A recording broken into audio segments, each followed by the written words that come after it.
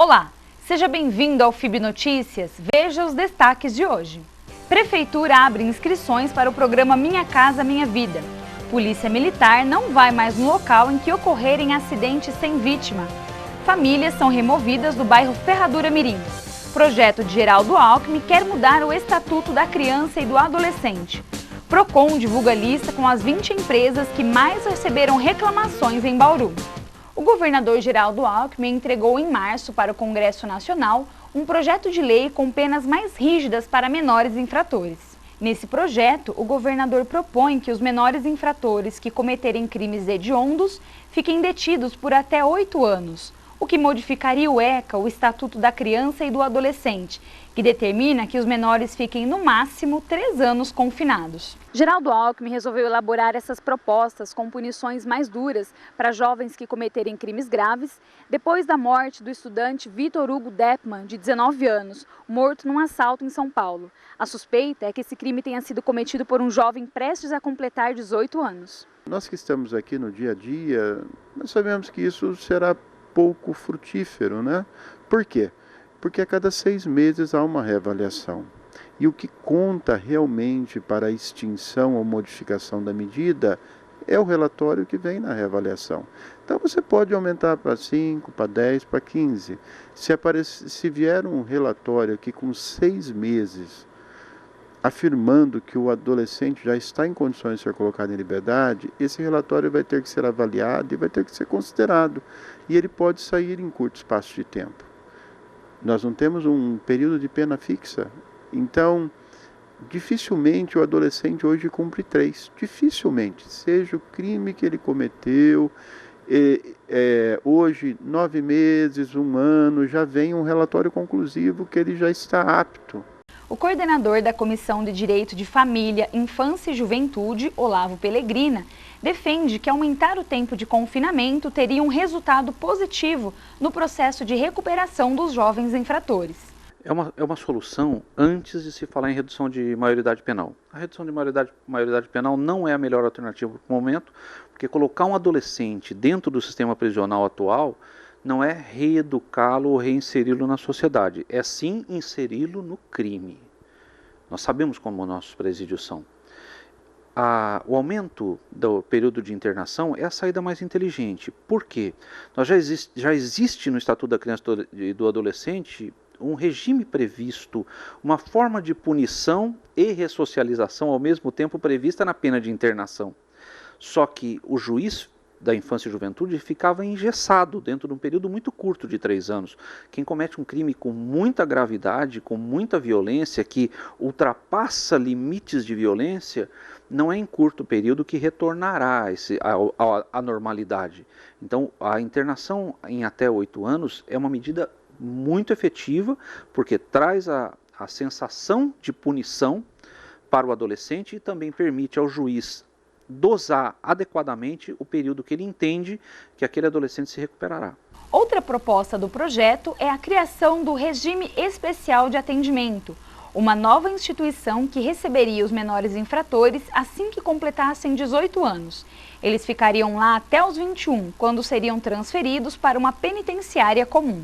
Se você separa esse jovem de 18 até seus 21, 23 anos, é claro que esse jovem mais velho, ele tem uma forma de pensar muito diferente desse mais jovem que está lá, por exemplo, com 10 anos, 12 anos, que ele pode se espelhar nesse mais velho, que de repente cometeu um crime muito mais sério, e esse mais velho pode ensinar muita coisa que não deveria para esse mais jovem.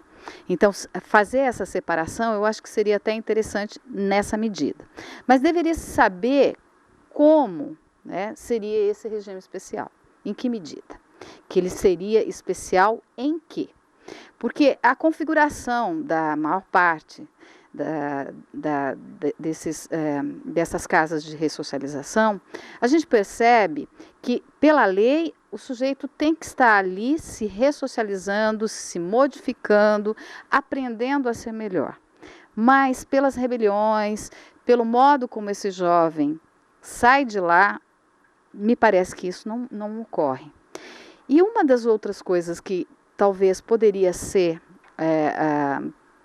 feita era um estudo, né, das principais regiões e como em cada uma dessas regiões, quais são os problemas característicos daqueles lugares, né? Daí você teria o modo de pensar desse adolescente e situações para serem trabalhadas lá, educacional, de aprendizagem, para aqueles problemas específicos daquelas regiões. Porque a gente percebe que em alguns lugares o tipo de infração é diferente de outros lugares. O Birajara Maintinger defende outras formas para ressocializar os jovens infratores. Nós temos duas teorias a respeito do surgimento, do desenvolvimento da criminalidade juvenil e de adulto. Você tem aquela que entende que o meio é preponderante. Então, nós deveríamos lutar para melhorar as condições gerais de vida. O Estatuto trouxe uma série de direitos e muito pouco daquilo que está ali aconteceu. Veja na cidade de Bauru, nós temos um déficit de creche de mais de 1.000 vagas. Isso quer dizer o seguinte, são mais de 1.000 crianças na faixa etária de 0 a 6 anos que estão sendo criadas em casa, com o pai e com a mãe trabalhando. Ou ele é criado por um irmão mais velho, ou ele é criado na rua, ou ele é criado por um vizinho. Então, veja como ele já começa numa situação de vulnerabilidade. Depois nós temos o ensino fundamental, que muitas vezes você não tem a escola perto da casa da criança, do adolescente, como aconteceu aqui. Na cidade de Bauru, na década de 80, muitos núcleos foram criados sem equipamento de escola, saúde, e hoje muitos alunos ainda estudam longe de casa, o que propicia a evasão escolar. Nós não temos uma escola de tempo integral. Então, o aluno vai à escola, meio período, outro período fica na ociosidade. Quando chega na faixa etária de 14 anos, que ele pode trabalhar, não há curso profissionalizante e nem vaga no mercado de trabalho. Logo ele vai para a rua. E depois se reclama por que ele foi vender crack. Comprar por 5 e vender por 10, 100% de lucro. Então, nós precisamos melhorar as condições gerais de vida para que esse jovem ele cresça o mais adequado possível, para que ele não desvie e vá para a criminalidade. Então, esse é um dos aspectos. O outro, o ser humano, outra tese, outra corrente, defende que o ser humano traz o mal dentro de si. É a teoria do pecado original. O ser humano traz o mal dentro de si, então ele tem que lutar contra as suas tendências inferiores para não ceder ao mal e não somar na criminalidade. Então nós precisamos melhorar as condições gerais de vida e precisamos melhorar a educação do nosso jovem para que ele não vá para o crime. O que se vê hoje é que nós temos uma sociedade extremamente desequilibrada, o jovem faz opção pelo crime, ele vai para a Fundação Casa é um instrumento, é uma ferramenta para tentar demovê-lo daquele... Mas ele chega tão comprometido, mas tão comprometido, e ele sai de lá e volta para casa, que o trabalho, em muitos casos, é perdido e se recupera poucas pessoas. Tá? Então, na verdade, nós estamos colhendo aí o resultado dessa sociedade desorganizada e desestruturada que a gente tem. No dia que melhorar, com certeza esse infrator vai melhorar também. Quando os pais não são estruturados ou preparados para colocar limites para os seus filhos quando crianças, o Estado, quando adulto, coloca esses limites. Quando criança, o limite é o castigo, o limite é uma repreensão, e quando adulto, o limite é a prisão. A estruturação das famílias parece simplista, mas é a saída efetiva e verdadeira para isso. Quanto aos limites de violência, somente um técnico, um psiquiatra forense, uma junta de psicólogos, de assistentes sociais, um laudo psicossocial pode detectar o comprometimento daquele adolescente e também o tipo de tratamento que ele tem que ter para ser reinserido na sociedade. As propostas do projeto de lei fizeram com que a discussão sobre a redução da maioridade penal viesse novamente à tona. A professora de Sociologia, Fabiola Soares, explica por que ela é contra essa redução da idade penal. A formação do cérebro, responsável pela mensuração das consequências dos atos, ela não se forma antes dos 18 anos. Então, aos 18 anos, ela ainda está em formação. Isso é um ponto que tem que ser levado em consideração. Quando o governador toma a atitude de elaborar essa proposta, de enviar à Câmara de Deputados, ao Congresso, enfim, ele está respondendo a um clamor social. Estão acontecendo crimes com menores infratores no estado de São Paulo e ele está respondendo a um anseio de vingança dessa população que justamente quer uma atitude tomada por parte do governo. Acontece que as pessoas podem ser vingativas, o Estado não pode ser vingativo. O governo do PSDB está há 20 anos no governo aqui no estado de São Paulo. A escola que ele oferece é de péssima qualidade. Os professores estão em greve, demonstrando isso, as péssimas qualidades de trabalho e o péssimo salário. Se essa criança, que hoje é o menor infrator, em torno de 16 anos, se tivesse tido uma escola de tempo integral, a partir da creche, a situação não seria essa. Se a gente for pensar num período de 3 anos de reclusão para essa criança que vai para a Fundação Casa aos 15 anos, é um período longo, se você levar em conta os anos de vida que essa criança teve até agora, né? Então não é uma coisa pouca nem pequena. Para mim, a meu ver, a grande falha está no fato da continuação dessa pena ser cumprida em regime fechado no sistema carcerário. O sistema carcerário está em colapso no Brasil, precisa ser revisto, e colocar um jovem de 18 anos dentro desse sistema carcerário superlotado é condenar essa pessoa à marginalidade. Né? É lá que ele vai aprender o que ele não poderia jamais ter tido contato há muitos anos antes. Então, eu acho que não seria por aí a solução. E, sinceramente, eu não vejo uma outra solução que não seja um investimento maciço em educação e cuidado com essa criança que está nascendo e que os pais não podem cuidar porque trabalham fora, porque moram numa área de risco para essa criança, enfim. Eu acho que aí a gente pode ter um futuro promissor para a sociedade brasileira. O presidente da Câmara dos Deputados, Henrique Eduardo Alves, anunciou a criação de uma comissão especial para analisar as propostas do governador Geraldo Alckmin e outras 12 que tratam do mesmo tema. E a campanha de vacinação continua até o dia 10 de maio. Em Bauru, 64.600 pessoas devem tomar a vacina, mas até o dia 27 de abril, só 31.000 pessoas foram vacinadas, o que representa 48% do público-alvo da cidade. Devem se vacinar contra a gripe idosos com mais de 60 anos, crianças de 6 meses a 2 anos, indígenas, gestantes, mulheres no período de até 45 dias após o parto, além das pessoas que têm doenças crônicas. Em Bauru, as doses estão disponíveis em todas as unidades de saúde da rede municipal e na Associação dos Aposentados. E estão abertas as inscrições para a segunda fase do programa Minha Casa Minha Vida, um programa de habitação do governo federal em parceria com os municípios. As inscrições da fase 2 serão exclusivamente pela internet. Né? Isso para facilitar, porque apesar de algumas pessoas ainda terem dificuldade de mexer com essa questão da informática, ela é muito mais cômoda, porque você pode recorrer para um vizinho, para um parente, para um amigo. A gente vai até disponibilizar alguns pontos na prefeitura que a pessoa possa ter acesso à máquina para inscrição. Mas ela pode fazer em qualquer horário do dia.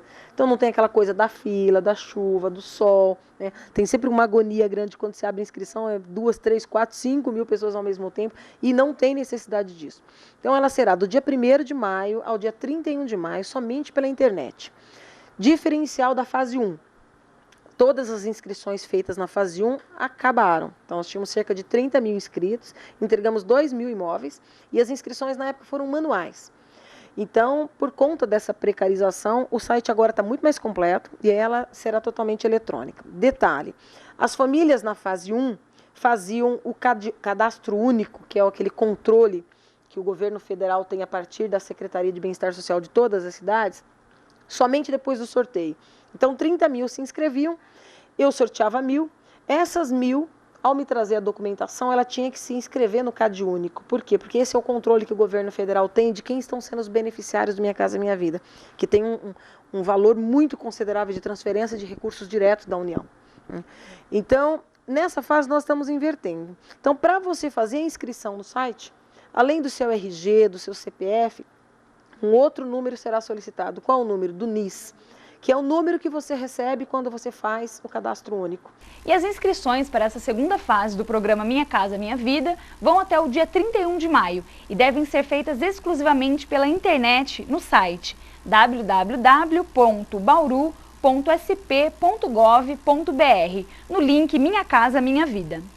E atenção! A partir de agora, a Polícia Militar não vai mais no local em que ocorrerem acidentes sem vítimas. Veja por quê. O comandante do 4º BPMI, entendendo que é muito mais benéfico para a população deixarmos de empregar uma viatura que está executando o policiamento ostensivo, deixando com que ela continue livre para proporcionar segurança à população, nós direcionaremos todos os atendimentos de acidente de trânsito sem vítima para as 7 bases comunitárias de Bauru, além do próprio prédio sede do batalhão. Aconteceu um acidente de trânsito sem vítima, qual que é o procedimento? Sim, as partes envolvidas se deslocam em comum acordo, todas elas juntas ou mesmo que separadamente, não há qualquer prejuízo nisso, conduzindo todos os dados que elas tiverem. Em especial, se não forem todas as partes, as características do veículo, constando a placa, que aí com a placa já se pode levantar a marca, modelo, cor, o local que aconteceu o acidente, o local exato, o horário aproximado desse fato, deve comparecer a uma dessas unidades policiais militares e ali transmitindo esses dados o policial vai registrar normalmente a ocorrência. Essa nova estratégia que você falou, ela é válida só para Bauru? Por enquanto nós estamos iniciando já em Bauru, já em prática, e daqui a 30 dias, num prazo de 30 dias, também será estendido a todos os 18 municípios que compõem o 4º BPMI. Você percebeu que a temperatura caiu nas 2 últimas semanas?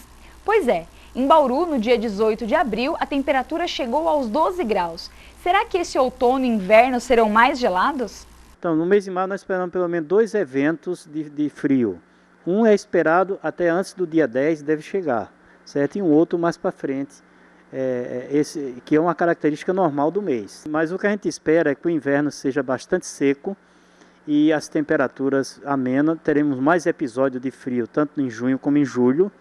E que as pessoas devem ter muito cuidado com fogo, porque nós teremos grandes problemas de queimada nas cidades. O FIB Notícias vai para um breve intervalo. No próximo bloco vamos saber para onde foram as famílias removidas do bairro Ferradura Mirim e também as empresas que mais receberam reclamações no Procon de Bauru em 2012. Até já!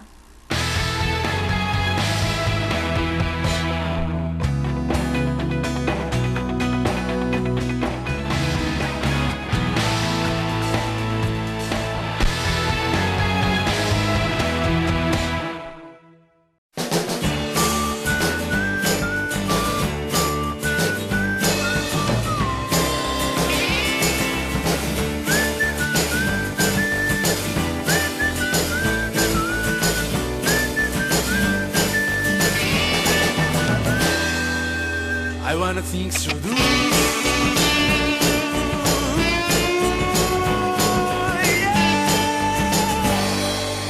I wanna things to do. I'm on the road, and doesn't matter what they say, never go astray. Pós-FIB, um futuro brilhante logo à frente.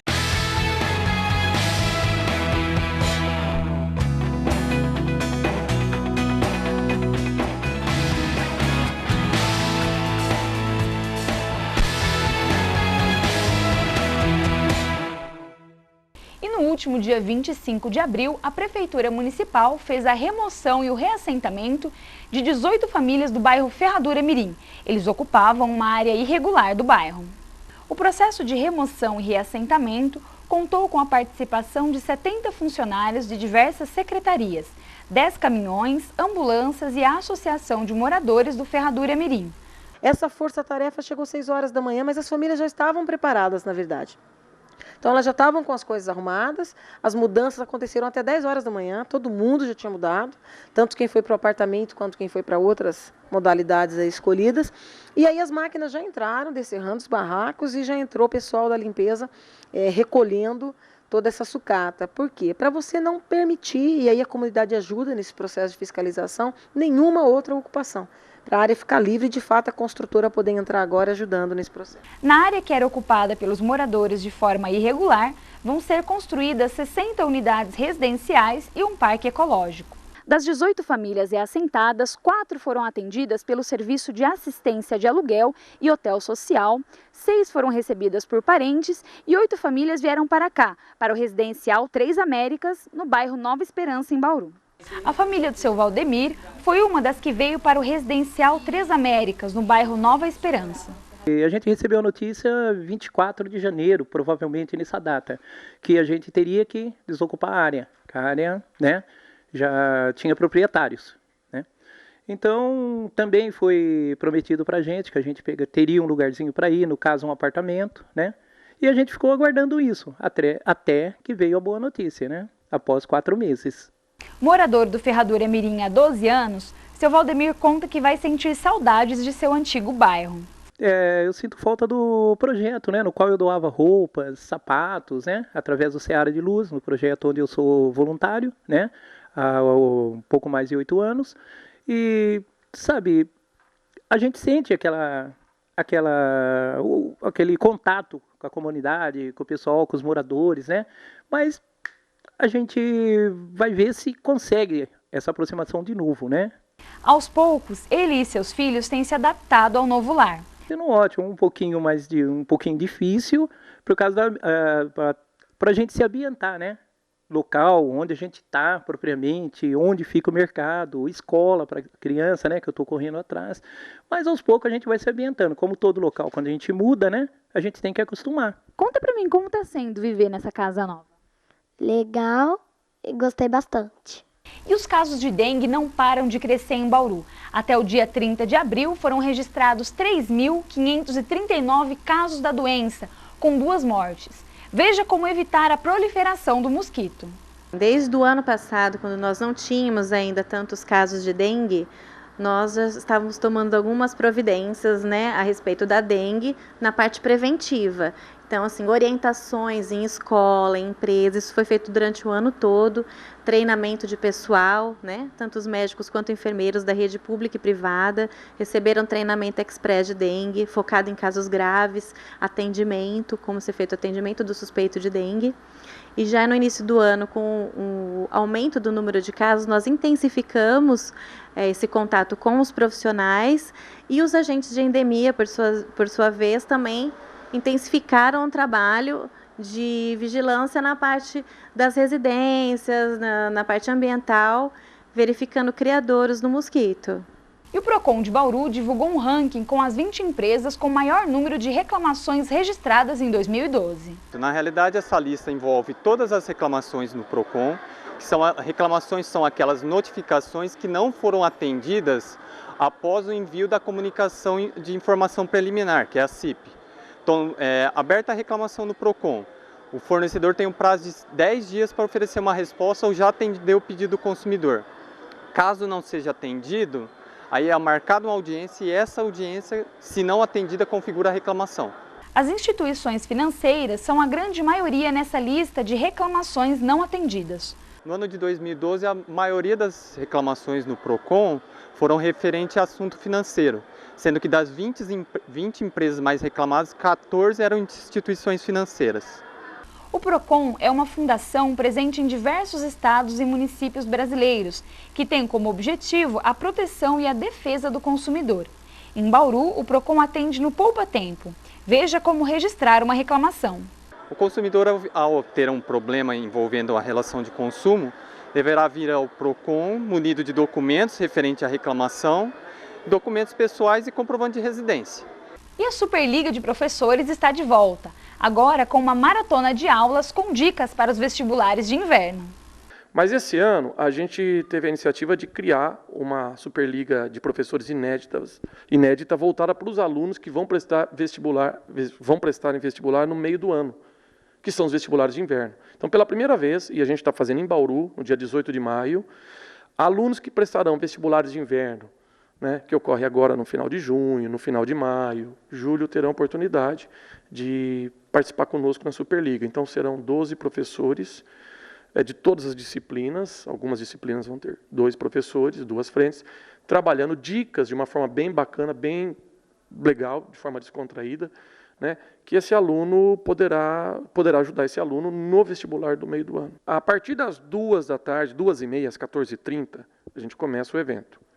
O evento conta com 12 professores, como eu já falei, tem algumas disciplinas que tem mais de um, por exemplo, física tem 2 professores, química tem 2, né? Algumas disciplinas tem um só, ao todo são 12, sem repetir professores, cada professor terá 25 minutos para dar dicas, essas dicas serão projetadas num telão muito grande, tipo um telão de cinema, lá dentro do teatro.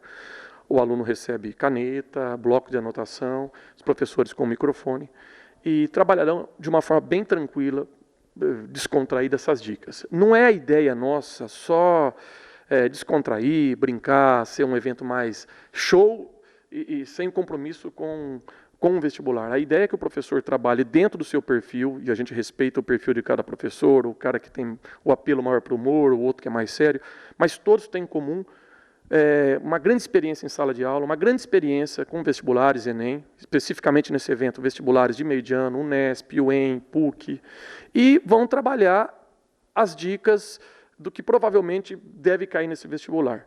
A ideia é que o aluno saia dali e fala, nossa, em 25 minutos, umas dicas eu aprendi um monte de coisa, relembrei um monte de coisa que eu vi ou ainda não vi ao longo do ano.